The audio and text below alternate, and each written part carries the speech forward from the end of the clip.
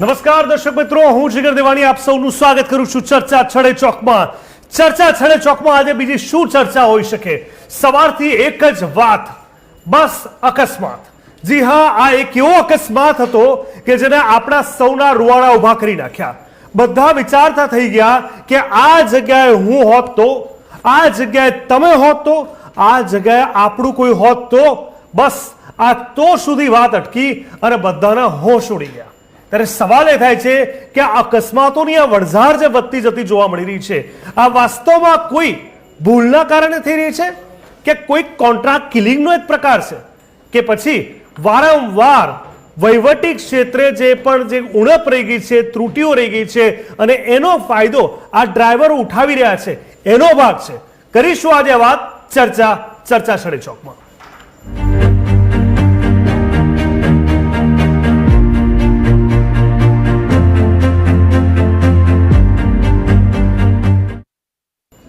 જિંદગી તો થઈ ગઈ છે બેબસ. સ્વાભાવિક છે રાજ્યમાં છાશવારે અકસ્માતો થતા હોય છે. એવું નથી કે આ પહેલી વારનો અકસ્માત છે. અનેક વાર આપણે જોયું છે કે અકસ્માતોની વણઝાર વધતી જતી જોવા મળે છે. ત્યારે રાજકોટની જો હું વાત કરું તો રાજકોટમાં આ મોટો અકસ્માત થયાના સમાચાર મળી રહ્યા છે. રાજકોટમાં સિટી બસ ચાલકે અકસ્માતની આજે વણઝાર સર્જી હોવાની જે ઘટના સામે આવી. સિટી બસ ચાલકે એક પછી એક અનેક વાહનોને ટક્કર મારતા 6 લોકો સિટી બસની અડફેટે ચડી ગયા અને અકસ્માતમાં 4 લોકો અને ત્યારબાદ એક નાની 5 વર્ષની બાળકી, આમ કુલ 5 લોકોના મોત થયાના સમાચાર મળી રહ્યા છે. ઘટનાને પગલે લોકોમાં રોષ ફેલાયો. રાજકોટના ઇન્દિરા સર્કલ પાસે બની આ ઘટનાને મળતી માહિતી પ્રમાણે રાજકોટ શહેરના ઇન્દિરા સર્કલ પાસે જે રીતે બેફામ ગતિએ સિટી બસ દોડાવતા ચાલકે એક પછી એક વાહનોને ટક્કર મારી. આ ટક્કરમાં 6 લોકો બસની અડફેટે ચડ્યા, જેમાં 5 લોકોના મૃત્યુ થયા હોવાની આશંકા વ્યક્ત કરવામાં આવી હતી. અકસ્માતના પગલે લોકોના ટોળા એકઠા થયા અને રોષ ભભૂકી ઉઠ્યો. રોષે ભરાયેલા લોકોએ સિટી બસના કાચ તોડી દીધા, જ્યારે ઈજાગ્રસ્તોને સારવાર માટે રાજકોટ સિવિલ હોસ્પિટલમાં ખસેડવામાં આવ્યા. ઘટનાની જાણ થતાં જ પોલીસની ટીમ સ્થળ ઉપર પહોંચીને સ્થિતિને કાબૂમાં લીધી. સિગ્નલ પર વાહન ચાલકો ઊભા હતા અને ઘટના અંગે સીસીટીવી ફૂટેજ સામે આવ્યા, જેમાં ચોખ્ખું દેખાઈ રહ્યું હતું કે સિગ્નલ પર વાહન ચાલકો ઊભા હતા અને આ સમયે બેફામ ગતિએ સિટી બસ આવે છે અને સિગ્નલ પર ઉભેલા વાહનોને અડફેટે લઈને અકસ્માત સર્જ્યો હતો. વાહન ચાલકોને અડફેટે લઈ બસ સિગ્નલ પરથી સીધી પસાર થઈ ગઈ હતી. ઉલ્લેખનીય છે કે બસનો ચાલક દારૂના નશામાં ધૂત હોવા અંગે પણ સ્થાનિકો દ્વારા જણાવવામાં આવી રહ્યું હતું. સ્થાનિક લોકોનું શું કહેવું હતું એ પણ તમને બતાવીએ કે ઘટના સમયે હાજર સ્થાનિક લોકોનું કહેવું છે કે સિટી બસે 7 થી 8 લોકોને અડફેટે લીધા, જેમાંથી 3 લોકોના તો ઘટના સ્થળે જ મોત નીપજ્યા. રાજકોટમાં સિટી બસ ચાલકો દ્વારા જે અકસ્માતો કરવાનું આ નવું નથી. બેફામ ગતિએ સિટી બસો હંકારીને અકસ્માતો સર્જી રહ્યા છે. શહેરમાં છેલ્લા 10 વર્ષથી જો હું વાત કરું અમદાવાદની પણ, તો એએમટીએસની તથા ખાનગી ઓપરેટરોની બસો દ્વારા કુલ લગભગ 7283 અકસ્માતો થયા, જેમાં 116 વ્યક્તિઓએ પોતાનો જીવ ગુમાવ્યો. આમ અમદાવાદ શહેરમાં જ ક્યાંક કહી શકાય કે ભાજપાના શાસનમાં એટીએમ રાહદારીઓ માટે યમદૂત બની હોવાના આક્ષેપ વિપક્ષ કોંગ્રેસ દ્વારા સતત કરવામાં આવી રહ્યા છે. આ ઉપરાંત છેલ્લા કેટલાક સમયમાં તાજેતરની વાત કરું, કાંકરિયા ભુલાભાઈ 4 રસ્તા પાસે પણ એએમટીએસના અકસ્માતમાં મૃત્યુ પામેલ વ્યક્તિના પરિવારને વળતર ચૂકવવાની માંગણી કરવામાં આવી હતી. ગ્રાફિક્સના માધ્યમથી આપણે અત્યારે સમજીશું આ શું હતી ઘટના. એક એવી દુઃખદ ઘટના જે કદાચ હવે ક્યારેય નહીં ભૂલે. સિટી બસ ચાલકે જે રીતે અકસ્માતની આ વણઝાર સર્જી, ચોંકાવનારી આ ઘટના, જેમાં આપણે સૌએ જોયું કે આખરે કોઈ રસ્તો જ નહોતો એ લોકો માટે, જે લોકો રાહદારીઓ હતા, જે લોકો ત્યાં ઊભા હતા, જે લોકો બચી શકે. પહેલા તો 4 લોકોના મોતની વાત સામે આવી, ત્યારબાદ 5મી એક બાળકીનું પણ મૃત્યુ થયું હોવાની વાત સામે આવી. છેલ્લા 10 વર્ષમાં એમટીએસ બસે અધધધા અકસ્માત કર્યા છે. કોઈ પણ શહેર બાકી નથી. આંકડા એવા વધી રહ્યા છે જે જોઈને સ્વાભાવિક રીતે આપણી આંખો પોળી થઈ જાય કે શું અકસ્માત છે. 10 વર્ષમાં એટીએમ બસના 7283 અકસ્માતમાં અનેક લોકોએ પોતાનો જીવ ગુમાવ્યો. 116 તો એવા આંકડા છે જે રજીસ્ટર્ડ છે. આ સિવાય પણ અનેક આંકડા હશે. અકસ્માતના મૃતકોના નામની વાત કરું, કિરણબેન કક્કડ, રાજકોટની આ દુઃખદ ઘટનામાં જેઓ મૃત્યુ પામ્યા. ચિન્મયભાઈ ઉર્ફે લાલુ જિગ્નેશ ભટ્ટ, જેઓ પણ અકસ્માતમાં મૃત્યુ પામ્યા હતા. આ સાથે જ રાજુભાઈ મનુભાઈ ગીડા, જેમની ઉંમર વર્ષ 35 વર્ષની જ હતી. આ સાથે સંગીતાબેન નેપાળી, જેઓ 40 વર્ષના હતા. આ તમામે તમામ લોકોએ પોતાનો જીવ ગુમાવ્યો. માત્ર એટલું જ નહીં, 5 વર્ષની મિરાજ નામની બાળકીનું પણ અહીંયા મૃત્યુ થયું હોવાની ઘટના સામે આવી છે. ચોક્કસથી જે રીતે અત્યારે હું વાત કરું છું, સવાલ છડે ચોકના માધ્યમથી પણ આપણે સમજીએ કે બસો સાથે હિટ એન્ડ રનની ઘટનાઓનું આ કારણ શું? આ ખૂબ જ અગત્યનો એક સવાલ છે. છેલ્લા કેટલાક સમયની અંદર ડ્રાઈવરની બેદરકારીઓ વધી છે, ત્યારે આ ઘટનાઓમાં કેવી રીતે આ ડ્રાઈવરો ફાળો આપી રહ્યા છે? અગત્યનો સવાલ એ પણ છે કે શું આ ઘટનાઓમાં કોઈ પેટર્ન અથવા વલણો છે? કારણ કે એક જ પ્રકારના અકસ્માત વારંવાર સામે આવી રહ્યા છે. કયા સલામતીના પગલાં હિટ એન્ડ રનની ઘટનાઓને અટકાવી શકે છે? આ પણ એક અગત્યનો સવાલ છે. સાથે સાથે શું આ ઘટનાઓને રોકવામાં નિયમો અસરકારક છે કે કેમ? આ પણ જરૂરી છે. સાથે જ બસ કંપનીઓ અને ડ્રાઈવરોને કેવી રીતે જવાબદાર ઠેરવી શકાય એ પણ જરૂરી છે. હિટ એન્ડ રનના ભોગ બનેલા લોકો માટે કયો ટેકો ઉપલબ્ધ છે એ પણ અહીંયા સમજવું પડશે. કેમ વારંવાર આ અકસ્માત થાય છે જેમને નથી અટકાવી શકાતા? પીડિતોને વળતર કેવી રીતે મળી શકે? હવે જોકે વળતરથી જીવ તો પાછો નથી આવતો, ત્યારે આ પીડિતોને સહાય કરવા માટે કોઈ પહેલ છે કે કેમ? કારણ કે આવા એક સાથે મૃત્યુ થાય છે ત્યારે સરકાર ઉઠે છે, એક લોકોના પણ મૃત્યુ થતા હોય છે. એનું શું? ત્યારે હિટ એન્ડ રનની ઘટનાઓની તપાસ કેવી રીતે થાય એ પણ સમજવું પડશે. આ તપાસના પરિણામોના અંતે કहीं બહાર આવે છે કે કેમ એ પણ અહીંયા મુખ્ય સવાલ છે. અકસ્માત એટલો ગંભીર હતો ત્યારે શું જાગૃતિ અભિયાનનો હિટ એન્ડ રનની ઘટનાઓને અટકાવી શકે છે કે કેમ? આ તમામ સવાલ ખૂબ અગત્યના છે. ત્યારે માર્ગ વપરાશકર્તાઓ સલામતી માટે કેવી રીતે જવાબદારી લઈ શકે એ પણ અહીંયા મુખ્ય વાત છે.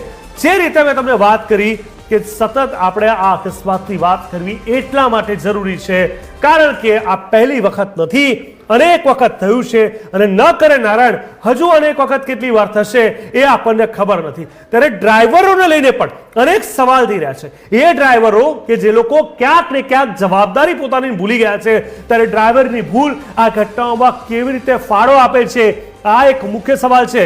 કારણ કે સૌથી પહેલી ભૂલ આ ઘટનાઓમાં ડ્રાઈવરોની હોય છે.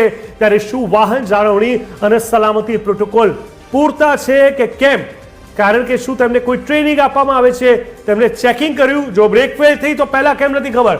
બસ અકસ્માતો ઘટાડવા માટે કયા સલામતીના પગલાં અમલમાં મૂકી શકાય એ પણ સમજવું જરૂરી છે. ત્યારે વર્તમાન નિયમો અને અમલીકરણ કેટલા અસરકારક છે? સાથે નિયમો છે કે કેમ એ પણ સવાલ છે. ત્યારે શું ટેકનોલોજી બસ સલામતીમાં સુધારો કરી શકે છે? શું કોઈ અહીંયા કોઈ એવી વ્યવસ્થા છે?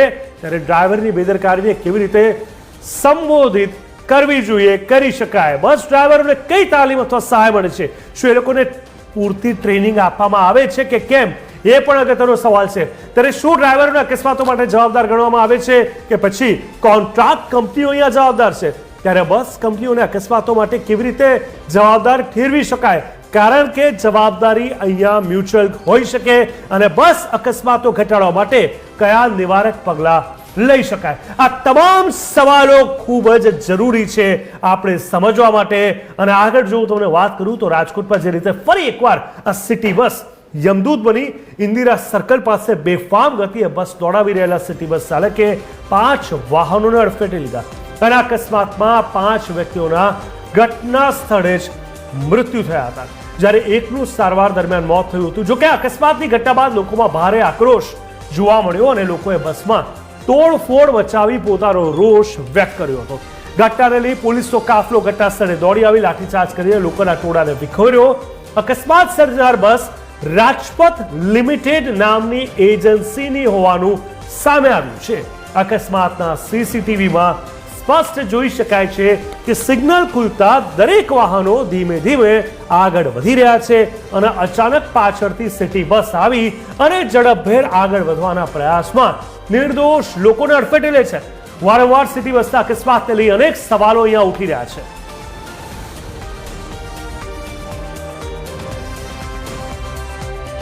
હોસ્પિટલે છે જે લોકોએ ભૂલ કરી છે ડ્રાઈવરે અથવા તેની કંપની, એની ઉપર કડક પગલાં કોર્પોરેશનના માધ્યમથી લેવા જોઈએ અને આગળથી આવો બનાવ ન બને એના માટે ખૂબ કાળજી રાખવી પડે. કેમ કે આવા સિટી બસના વારંવાર બનાવો બને છે અને હું પણ જોઉં છું ઘણી વખત કે સિટી બસ શહેરમાં ધીમે ચાલવી જોઈએ, એને બદલે ખૂબ સ્પીડમાં જતી હોય છે. જે એના કારણ હોય તો એમાં તપાસ કરીને એને કંટ્રોલ કરવાની છે. ગંભીર બેદરકારી છે. ડ્રાઈવર સામે પણ કડકમાં કડક કાર્યવાહી કરવામાં આવશે ને એજન્સી સામે પણ કડકમાં કડક કાર્યવાહી કરવામાં આવશે. ત્યારે રાજકોટ સિટી બસ અકસ્માત મામલે મોટો એક ખુલાસો પણ થયો છે. પોલીસ તપાસમાં મોટો ખુલાસો થયો છે. ડ્રાઈવર શિશુપાલસિંહનું ડ્રાઇવિંગ લાયસન્સ એક્સપાયર થયેલું હતું. ડ્રાઈવરે રિન્યુ નહોતું કરાવેલું તેનું લાયસન્સ. ડ્રાઈવરને વગર લાયસન્સે સિટી બસ ચલાવવાની મંજૂરી કોણે આપી? આ સૌથી મોટો સવાલ છે. રાજકોટ સિટી બસ અકસ્માતમાં રાજકોટ મહાનગરપાલિકાએ મૃતકના પરિવારજનોને 15 લાખ રૂપિયા અને ઇજાગ્રસ્તોને 2 લાખ રૂપિયાની સહાય કરવાની જાહેરાત કરી છે. સાથે સાથે રાજકોટ મનપા standing committee chairman Jaymin Thackeray જણાવ્યું હતું કે મનપા પોતે ફરિયાદી બની સિટી બસ એજન્સી સામે કડક પગલાં લેશે. મૃતકોના પરિવારજનોને સહાય પણ આપવામાં આવશે અને એજન્સીને 1 પણ રૂપિયાનું પેમેન્ટ નહીં આપવામાં આવે.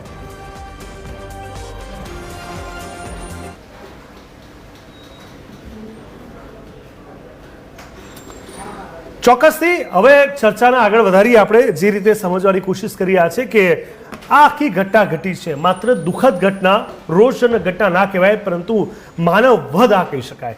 આપણી સાથે આ જ ડિબેટની ચર્ચા કરવા માટે TV13ના સ્ટુડિયોથી ઉપસ્થિત છે પિયુષભાઈ સુથાર, કે જેઓ સામાજિક કાર્યકર છે. પિયુષભાઈ, ખૂબ ખૂબ સ્વાગત છે. સાથે રાજકોટથી સુનિલભાઈ જોશી પણ જોડાયા છે, વરિષ્ઠ પત્રકાર છે. સુનિલભાઈ, આપનું પણ સ્વાગત છે. થોડીવારમાં પરેશભાઈ અઢિયા જોડાશે, GMRL સિટી એન્જિનિયર છે, અને સાથે જ વિજેન્દ્ર મિશ્રા પણ થોડીવારમાં જોડાશે, જેઓ પૂર્વ બસ કોન્ટ્રાક્ટર AMCના છે, અને સાથે જગદીશભાઈ મહેતા તંત્રી હેડલાઇનના પણ જોડાઈ ચૂક્યા છે. આપ સૌનું સ્વાગત છે. પિયુષભાઈ, શરૂઆત આપણાથી કરી. અકસ્માતની વાતો આપણે અનેકવાર કરી ચૂક્યા છે, પરંતુ આ એક એવા પ્રકારનો અકસ્માત છે જે જાણી જોઈને એવી રીતે કરવામાં આવ્યો છે કે જેમાં ડ્રાઈવરને કોઈ ફરક જ નથી પડતો.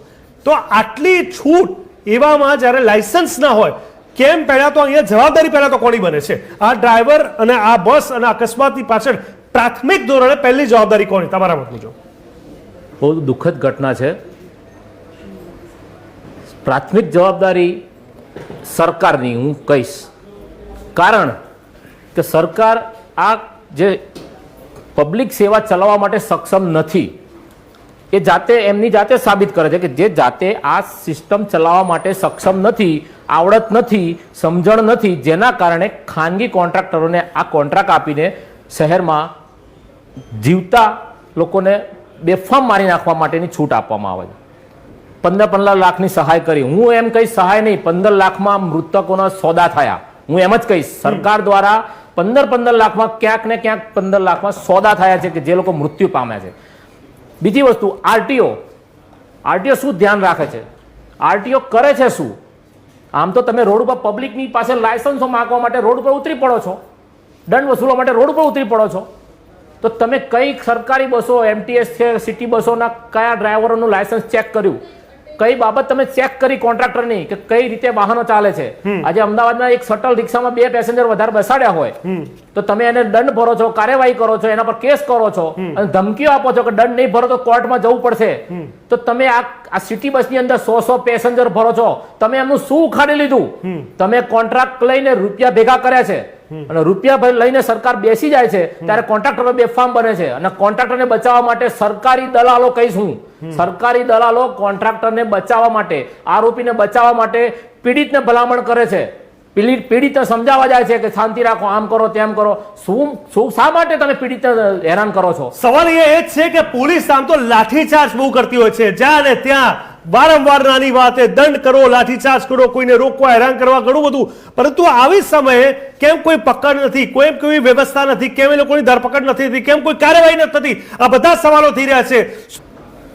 પિયુષભાઈ, આપણે મોટા ભાગે એવું છે કે આવા અકસ્માતો થાય છે, આ એક સાથે 5, 6, 7 લોકોના અકસ્માત થાય છે ત્યારે સરકાર જાગે છે અથવા તંત્ર જાગે છે અને ક્યાંક વળતરની વાત કરી અને પરિવારને સહાનુભૂતિની એક કોશિશ કરવામાં આવે છે.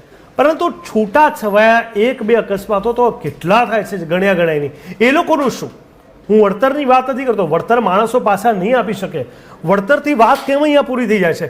કેમ કોઈ ઉદાહરણ રૂપ એવી એક્શન નથી લેવામાં આવતી પિયુષભાઈ કે જેનાથી આપણને એવું થાય કે કોઈ પણ ડ્રાઈવરને બીક લાગે આ નોકરી આવતા પહેલા કે મારાથી જો ભૂલ થઈ તો હું ક્યાંયનો નહીં રહું, તો બધી રીતે સુસજ્જ હશે તો જ આ પગલું. કારણ કે એની સાથે અનેક લોકો, જે લોકો બસમાં બેઠા છે, જે લોકો આગળ પાછળ છે, વાહનોના બધા લોકોની જવાબદારી બને છે. અહીંયા તો ઉદાહરણ રૂપ કાર્યવાહીની વાત કરી આપણે.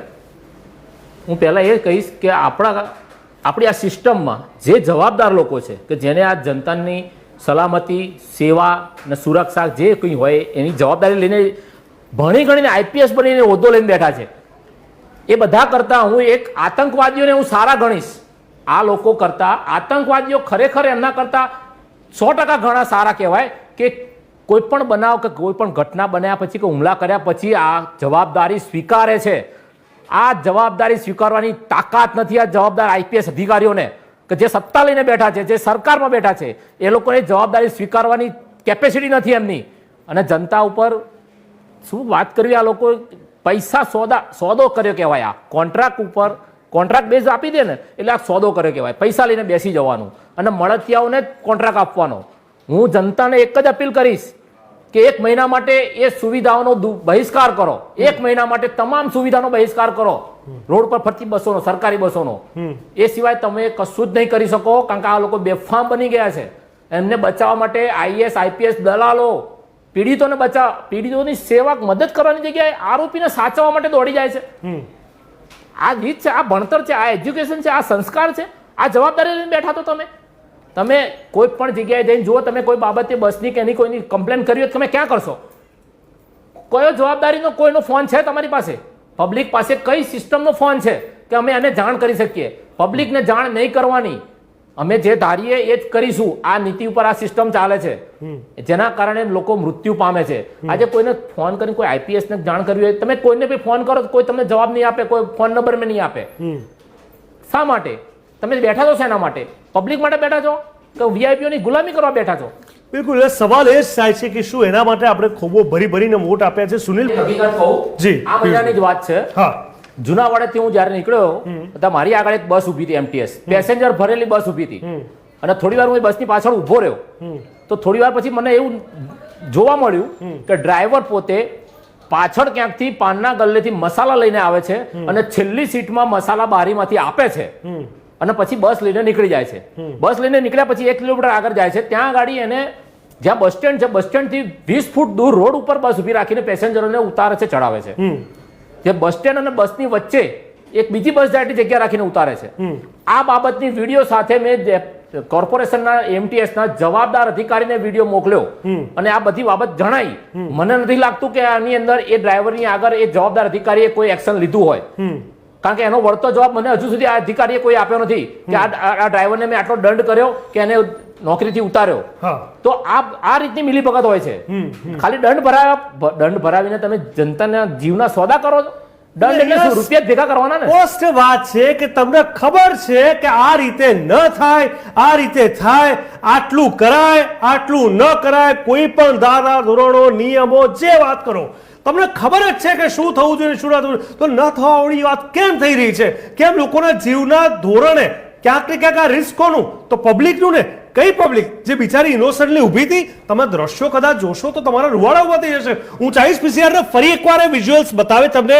હું બતાવવા માંગુ છું તમને કે એ નિર્દોષ લોકો શું કરી શકે. અહીંયા કશું જ થઈ શકે એમ નથી. કોઈ અંદાજો એમને નહીં હોય કે શાંતિથી ઉભા છે ને યમરાજ બનીને એક બસ આવશે, હડફેટે લઈ અચાનક જીવ તાળવે ચોંટાશે. જે લોકો બચી ગયા ને મને લાગે છે 1 વર્ષ સુધી તો એ લોકોને એ કલ્પના નહીં થતી હોય કે અમે બચી ગયા. સવાલ દુઃખદ વાત છે. ખૂબ અંતમાં 10-20 સેકન્ડનો સમય છે. પિયુષભાઈ, લોકો જે રીતે ટેવાઈ ગયા છે, મને લોકો પર એટલે ગુસ્સો આવે છે, મને દયા આવે છે, મને ક્યાંક ડર લાગે છે લોકોને કંઈક થઈ ના જાય, પણ ગુસ્સો પણ એ લોકો પર જ આવે છે. લોકો એટલા ટેવાઈ ગયા છે ને, કેમ આખી પબ્લિક એક થઈને જવાબ નથી લઈ શકતી? ખૂબ ટૂંકમાં આની અંદર સિસ્ટમની અંદર ગંદી રાજકારણની ગંદી રાજનીતિ ઘૂસી ગઈ છે. તમે કોઈ પણ અધિકારીને પબ્લિક જે રજૂઆત કરે ને તો એ અધિકારી શું કહે છે? એને ધમકાઈને કાઢી મૂકે છે. અનેક બાબતોમાં આવું બનેલું છે. અને હમણાં સાહેબે કીધું કે રાજા વેપારી અને પ્રજા ભિખારી, આ જ હકીકત ચાલે છે અમદાવાદ શહેરમાં. કરોડો રૂપિયાના સીસીટીવી ગોઠવ્યા છે. આજે એમટીએસ ના બસ સ્ટેન્ડ ઉપર સીસીટીવી ગોઠવેલું છે અને ત્યાં ગાડી જો કોઈ વાહન પાર્ક કરે છે તો 2 મિનિટમાં એમના પેલા ઉઘરાણી કરવા વાળા ફટાફટ આવી જશે ક્રેન લઈને, અને એનાથી 10 મીટર દૂર આગળ વાહનો રોડ ઉપર પડ્યા છે તો એ લોકોના આંધળાઓને કશું દેખાતું નથી. તો આ બાબતે આટલી ખરાબ રીતે ગંદી રાજનીતિ ઘૂસી ગઈ છે જેના કારણે પબ્લિક હેરાન થઈ રહી છે. બિલકુલ વાત સાચી છે. આ ક્યાંક કહી શકાય કે આ જવાબદારી લેવાનો એક સમય છે. સરકારે પણ સમજવું પડશે, તંત્રએ પણ સમજવું પડશે, કોન્ટ્રાક્ટ આપનાર અને લેનારે પણ સમજવું પડશે અને એટલી કડક વ્યવસ્થાનું નિર્માણ કરવું પડશે કે ડ્રાઈવરને ડ્રાઇવિંગ સીટ પર બેસતા પહેલા 1000 વાર વિચાર આવે કે જો તેને નિકોટીન કે નશાનું ગ્રહણ કર્યું છે, જો તેની પાસે લાયસન્સ રિન્યુ નથી કરાયું, જો તે ક્વોલિફાઈડ નથી, જો તેની પાસે એક્સપિરિયન્સ નથી, જો તેઓ પૂરતો આરામ કરીને નથી આવ્યા અથવા ક્યાંક પણ અતિ આત્મવિશ્વાસ અથવા આત્મવિશ્વાસ વગરના સ્ટેટ ઓફ માઇન્ડ સાથે બેસે છે, તો એ પોતે જ ડ્રાઇવિંગ સીટથી દૂર જતા રહે અને જવાબદારી સમજે. મને લાગે છે આ હવે સમય પાકી ગયો છે, કારણ કે જે રીતે નિર્દોષોના મોત, એક સમયે તો દિલ્હીમાં બ્લુ લાઇન બસ લગભગ રોજ સમાચાર હતા કે 2 ને કચડ્યા, 3 ને કચડ્યા, ત્યારબાદ AMTS, ત્યારબાદ BRTS, હવે રાજકોટની સિટી બસ. આ શું છે? રોડ રસ્તા છે એટલે ઘરે પહોંચવું એ પણ ભાગેની વાત. આનાથી ખરાબ અને શરમજનક વાત કશું જ ન હોઈ શકે. લોકોની સાથે સાથે સરકારને પણ પ્રાર્થના અને વિનંતી અને તંત્રને ખાસ કહેવું છે, મહેરબાની કરો આ લોકો પર. કદાચ તમારા જ કોઈક પોતાના આ રીતે ક્યાંક આવી જશે તો કદાચ આખી જિંદગી રડતા પણ નહીં આવડે. અમારી સાથે પિયુષભાઈ જોડાયા, પરેશભાઈ, વિજેન્દ્રભાઈ, સુનિલભાઈ અને જગદીશભાઈ, આપ સૌ મિત્રોનો ખૂબ ખૂબ ધન્યવાદ. દર્શક મિત્રો, એ તમામ પરિવાર માટે મારી સંવેદનશીલતા છે, મારી પ્રાર્થના છે. પરંતુ આ જે નુકસાન થયું છે એની ભરપાઈ 15 લાખ તો શું, 15 કરોડમાં પણ તાકાત નથી. એટલે તંત્ર ક્યારે જાગે છે બસ એ હવે જોવું રહ્યું. ચર્ચા છડે ચોખ્ખો બસ અત્યારે આટલું જ.